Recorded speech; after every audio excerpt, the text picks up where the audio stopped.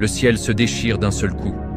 Un être apparaît, si immense que ses ailes recouvrent tout l'horizon, de l'est à l'ouest, du nord au sud. 600 ailes vertes émeraudes, chacune ornée de perles plus grosses que des montagnes, de rubis plus rouges que le sang, de corail plus brillant que le soleil. Entre chaque aile, la distance de 500 années de voyage. Son visage est lumière pure. Ses yeux sont 2 soleils. Ses cheveux descendent jusqu'à ses pieds, comme des cascades de soie. Il porte une couronne de lumière que seuls les prophètes peuvent supporter de regarder. Quand il bouge, la terre tremble. Quand il parle, les montagnes s'inclinent. Quand il se met en colère, des nations entières sont effacées de la carte en un battement de cils. Son nom est Jibril, alayhi salam. Le Ruh al-Qudus, l'Esprit Saint, le messager fidèle, le bras armé d'Allah, le chef des anges. Celui qui se tient à la droite du trône et qui, en même temps, descend sur terre plus souvent que tu ne respires.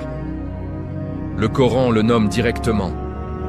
Dit, quiconque est ennemi de Jibril, c'est lui qui, par la permission d'Allah, a fait descendre le Coran sur ton cœur.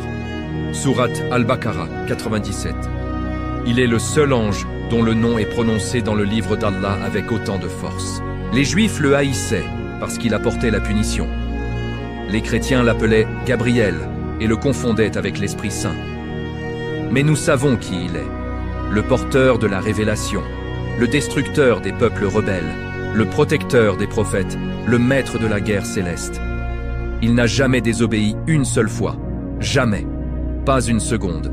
Quand Allah dit « Sois », Jibril est déjà en mouvement avant même que le mot soit terminé.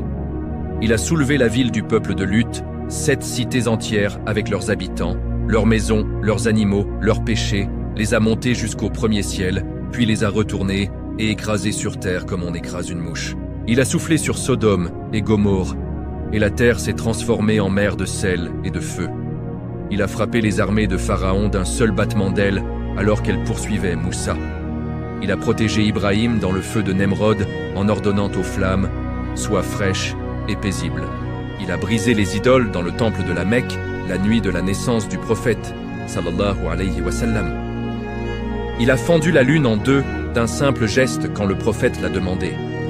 Mais surtout, il a été l'ami intime de Muhammad sallallahu alayhi wa sallam pendant 23 ans.